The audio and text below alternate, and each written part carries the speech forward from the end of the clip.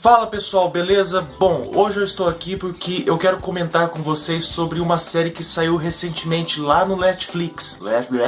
E o nome dessa série é Glow. E bom, como eu disse, ela foi lançada semana passada no Netflix, mais especificamente na sexta-feira foi quando eu comecei a acompanhar a série, porque ela tratava de um assunto que eu gosto bastante, que é a luta livre. Então, por curiosidade, eu fui acompanhar a série para ver o que a Netflix tinha feito. Vamos ver o que a Netflix fez, né?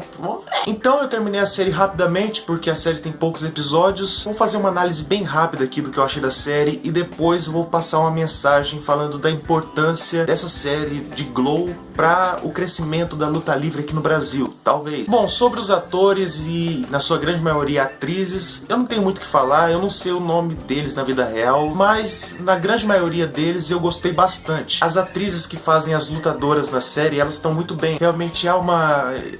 Mano, fugiu a palavra aqui agora. Como que é? Entrosamento entre elas. Entrosamento entre elas. Lógico, sempre tem uma ou duas que não são bem desenvolvidas. Como, por exemplo, duas lutadoras que fazem o papel de duas senhoras lá na série, que não tem muito desenvolvimento. Você não...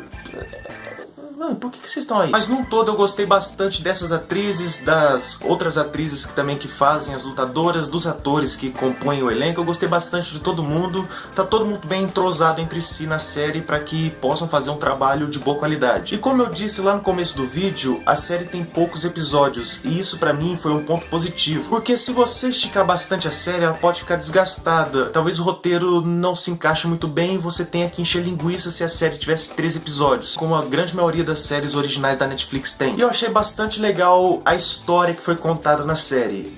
Em alguns momentos eu notei que algumas situações foram resolvidas muito de uma maneira bem cômoda. O roteiro talvez não tenha explicado muito bem o real motivo para que cada coisa ou determinada situação daquele momento da série acontecesse. E um exemplo bem claro disso acontece no final do primeiro episódio. Eu não vou dar spoiler aqui, se você ainda não viu a série, corre lá e assiste. Mas se você viu a série, você sabe do que eu tô falando. Lá no final do primeiro episódio acontece uma situação no final que você fica tipo... Oi? Mas num todo eu gostei bastante da história que foi contada, porque é uma história simples, tirando esses pequenos incômodos que o roteiro deixa claro no filme, não, na série. E sem contar que se você é um fã de luta livre, cara, você vai se esbaldar com de tanta referência sobre o wrestling que vai ter dentro dessa série. Ela menciona a WWE ainda quando ela era WWF, ao Hulk Hogan, Iron Sheik. Cara, essa série tem muita referência ao wrestling dos anos 80, porque a série se passa nos anos 80. Então, se você é um fã de luta livre, você vai ter uma overdose de referência. E alguns lutadores aparecem durante a série. Lógico, não são aparições frequentes, mas quando eles aparecem, cara, você fica... Bom, mas agora sem enrolação, o que eu quero falar sobre essa série Glow? Sendo que não é uma série tão popular aqui no Brasil, não foi uma série que gerou um hype tão grande assim como foi, por exemplo, 13 Reasons Why. Porque, pessoal, vocês sabem que a luta livre aqui no Brasil, ela é tratada de uma maneira bem preconceituosa. A grande mídia, na grande maioria das vezes, não todas as vezes, como por exemplo no caso, no programa do Legendários uma vez, eles fizeram uma matéria bem legal sobre a WrestleMania. Mas tirando esses casos, a luta livre aqui no Brasil, pela grande maioria da mídia, ela é tratada de uma maneira bem preconceituosa. Quando alguns sites citam a WWE como, por exemplo, o Brock Lesnar voltou pra WWE. Quando isso aconteceu há alguns anos atrás, meu Deus, a mídia aqui no Brasil, principalmente sites especializados em esportes, olha, eles poderiam fazer uma matéria sobre o Brock Lesnar voltar pra WWE sem ao menos desprezar a WWE ou desprezar a luta livre. Eles poderiam fazer isso. Mas eles fizeram? Na grande maioria dos sites e dos portais de esportes, eles... Não fizeram. É marmelada, é teatro, é luta coreografada, é tudo combinado, é luta pré-determinada, mas sempre tratando de uma maneira que menospreze a luta livre. Isso já acontece há bastante tempo aqui no Brasil. Se você não sabia, por exemplo, nos anos 60 e nos anos 70, a luta livre, o telecat, como era chamado aqui no Brasil, era transmitida num horário nobre, para você ter uma ideia de como que a luta livre já foi popular aqui no Brasil. Pergunta aí pros seus pais, pros seus avós, quem foi Fantomas, Thomas, quem foi Ted Boy Marino, a Múmia, enfim, pergunta aí o Montanha, pergunta quem foram esses lutadores. Eles vão te responder melhor do que eu, provavelmente porque eu não sou daquela época, obviamente. E com o passar dos anos, o Telecast foi perdendo seu espaço na televisão, as pessoas começaram a perder interesse sobre a luta livre. Então eu acredito que as pessoas que forem acompanhar a série Glow, as pessoas que ainda têm um certo receio com a luta livre, quando elas começarem a acompanhar a série, elas vão poder ver um pouco os bastidores do que é a luta livre. Que não é simplesmente você subir no ringue e começar a dar piruleta, que você é pegar um papel e ler o que você tem que falar no ringue, aquilo que você tem que fazer,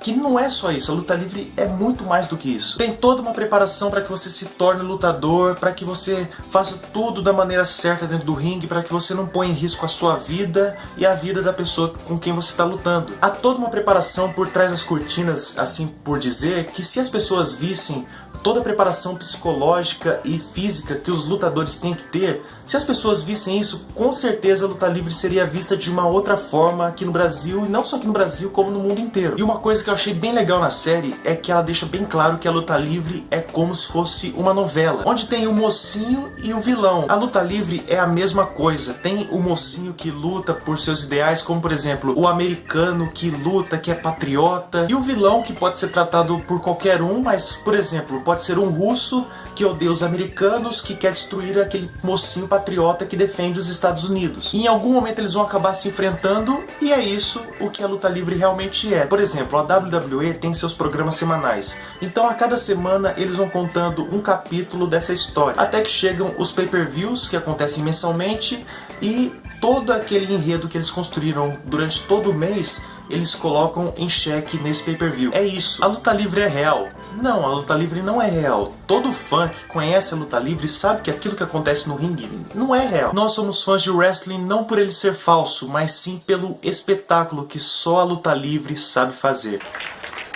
Bom, gente, o que eu queria falar foi isso. Eu espero que você tenha gostado. Se você gostou desse vídeo, deixa seu like aqui embaixo, se inscreva no canal se você ainda não for um inscrito, compartilhe esse vídeo lá nas suas redes sociais, no seu Facebook, no seu WhatsApp, no seu Twitter, compartilha com todo mundo. Então é isso, pessoal. Até a próxima. Valeu!